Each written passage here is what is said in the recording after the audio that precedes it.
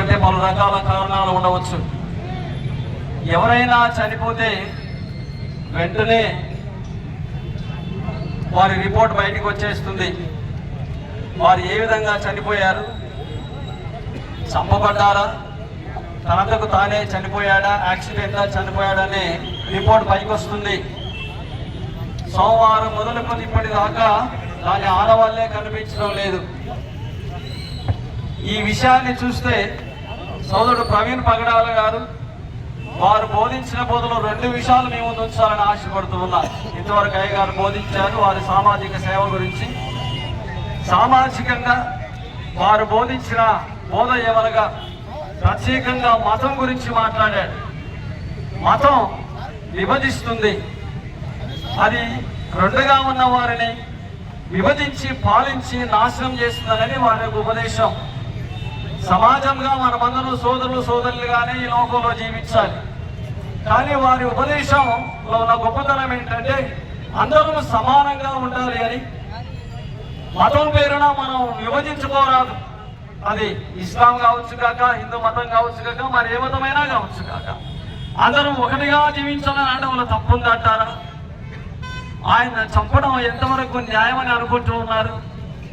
ఇంతవరకు కూడా ఒక మిషనరీని అదే విధంగా చంపిన విషయాన్ని మేము ఈ సందర్భంలో మీ ముందుకు తీసుకురావాలని ఆశపడుతూ ఉన్నా. గ్రాహం స్టెయిన్స్ వారి కుటుంబం మనకందరికీ కూడా తెలుసు. వారు కుష్ఠరోగుల మధ్య పరిచర్య చేస్తూ ఉండగా, కుష్ఠరోగులకు ఉచితంగా పరిచర్య చేస్తూ ఉండగా వారిని చీపులో ఉంచి సజీవ దహనం చేశారు. అయినా వారు క్షమించారు. అదేవిధంగా ప్రవీణ్ పగడాలయ్య గారు చెప్పింది ఏంటి? మతం పేరున మేము అణచివేయబడుతున్నాం, మేము చిన్నవారిగా చూపబడుతున్నాం, మేము బోధించేది మతం కాదు, పరలోక రాజ్యానికి మార్గమే అన్న బోధలో ఏమాత్రం తప్పులేదు. ఆయన బోధించిన దాంట్లో సత్యమే ఉంది. మీరెవరైనా కావచ్చు కాక, క్రైస్తవులే కావచ్చు కాక, క్రైస్తవేతరులే కావచ్చు కాక, మనము అణచివేయబడిన స్థితిలో, అడగాలిన స్థితిలో ఉన్నామని ఆయన బోధించడం తప్పు ఉందంటారా? ఆలోచించండి. అందరము సోదరులు సోదరులమే కదా, ఈ మతం పేరున ఎందుకు ఈ విధంగా చేస్తున్నాం అది పొరపాటుని చెప్పడంలో కొందరు ద్వేషకులు ఆయన వెంటాడి చంపారని వార్తలు చదువుతున్నాం. They are waiting for the report. If report comes from negative area, మేము క్రైస్తవులంగా మేము ఒకరిని దాడి చేయాలంటే మాకు శక్తి ఉంది, కానీ మేము మాకు బెక్కలాగా బోధించలేదు. మాకు క్షమించమనే బోధించి దాన్ని ఆసరాగా తీసుకొని దేవుని సేవకుల మీద వారు కుల వ్యవస్థ అణచివేయబడింది, అంతా సమానమని బోధిస్తూ ఉన్నప్పుడు నీ చేయడం ఏంటి? ఇందులో ఏం న్యాయం ఉంది? నీ అందరి దృష్టికి తీసుకురావాలని ఆశపడుతూ ఉన్నా. ఇంకొక విషయం,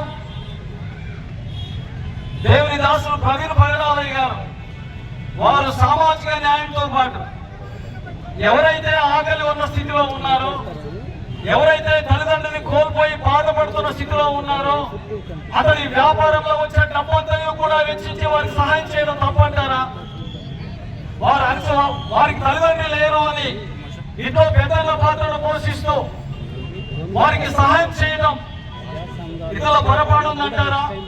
అటువంటి పుణ్యమూర్తిని, అటువంటి దేవుని సేవకుని పట్టున పెట్టుకున్నారే. ఒకవేళ పట్టున పెట్టుకోకపోతే ఎందుకు ఆయన రిపోర్ట్ ఇంకా పైకి రావడం లేదు? దయచేసి అధికారులారా, చేతులు జోడించి మేము వేడుకొరుచున్నాం. మీ కొరకు మేము ప్రార్థన చేస్తున్నాం. ఒకవేళ మీరు అటువంటి కార్యం చేసి ఉంటే కూడా మీ మార్పు కొరకు ప్రార్థన చేసే వాళ్ళమే కానీ మీ మీదకి చేసే శక్తి మాకు లేదు. దేవుని వాక్యం అనే బైబిల్ గ్రంథం మాకు అటువంటి అనుమతి ఇవ్వలేదు. కావున మా మీద మీరు ద్వేషాన్ని ఉంచుకోకండి. మేము కుల వ్యవస్థ కింద కూడా మేము బాధపడుతూ ఉన్నాం. సమానమని ప్రభుత్వం వారు బోధిస్తున్నాము, అణచివేయబడిన స్థితిలో ఉంటూ ఉన్నాము. ఇది ఎంత మటుకు న్యాయమని అంటారు? నా పేరు సోదరులారా, సోదరులారా, దేశానికి సేవ చేసే మంచి నాయకుని మేము కోల్పోయాం.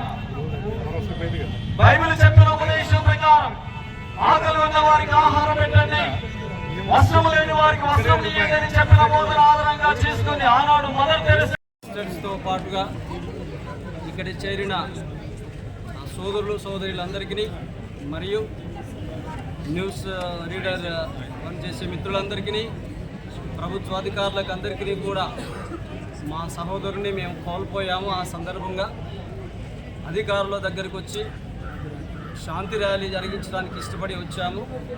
ప్రత్యేకంగా మేము చెప్పుకోవలసిన 2 విషయాలు. ఒకటి, ప్రవీణ్ పగడాలయ్య గారు చనిపోయి 10 రోజులుగా వస్తుంది. మా మనవి ఏంటంటే వారి మెడికల్ రిపోర్ట్ ఇంకా బయటికి రాలేకపోయింది. మేము ఆశతో ఎదురు చూస్తున్నాము. ప్రతి ఆఫీసర్ను కూడా మేము చేతులు జోడించి మొక్కుతున్నాము. వారు ఏ విధంగా చనిపోయారనేది మాకు ఇంకా మేము డైలమాలో ఉన్నాం. దయచేసి ప్రతి అధికారి కూడా మాకు న్యాయం చేయవలసిందిగా ప్రభు పేర చేతులు జోడించి వేడుకొరుచున్నాం. మేము ఒకరిని కొట్టేవారము, దండించేవారం కాదు, మేము ప్రేమించేవారమే. మేము ఎప్పుడు కూడా మమ్మల్ని ఎవరు కొట్టినా తిట్టినా మేము ద్వేషించే వ్యక్తితో మాకు దేవుడు నేర్పలేదు. మాకు బైబిల్ గ్రంథం బోధించేది ఏంటంటే అంతా సమానత్వమనే బోధిస్తుంది. ప్రవీణ్ పగడాలయ్య గారి బోధ కూడా అదే.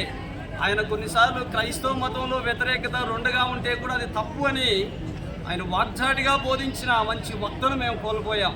అనగా సామాజిక న్యాయం జరగాలనే వారి బోధ, కానీ అది వేరే వారిని తృణీకరించడం ఆయన పొరపాటు కాదు. నా ప్రియ సోదరులారా భావించండి. మరొకసారి వారు మతం గురించి చెప్పినప్పుడు విడదీసినందువలన అన్నాడే తప్ప సామాజిక న్యాయం విషయంలోనే ఆయన మాట్లాడాడు. నీ తప్పు అనడంలో ఉద్దేశం ఏంటంటే మీరు విభజించి పాలిస్తున్నారు కాబట్టి అది సరికాదు అని మాత్రమే మాట్లాడాడు, కానీ ఇది తప్పు అని మాత్రం ఆయన ఎప్పుడు కూడా చెప్పినట్టు మనం ఎక్కడ కూడా చూడలేం. కాబట్టి శాంతియుతంగా మేము రెవెన్యూ ఆఫీసర్ గారికి మెమోరాండం ఇవ్వాలని వచ్చాము.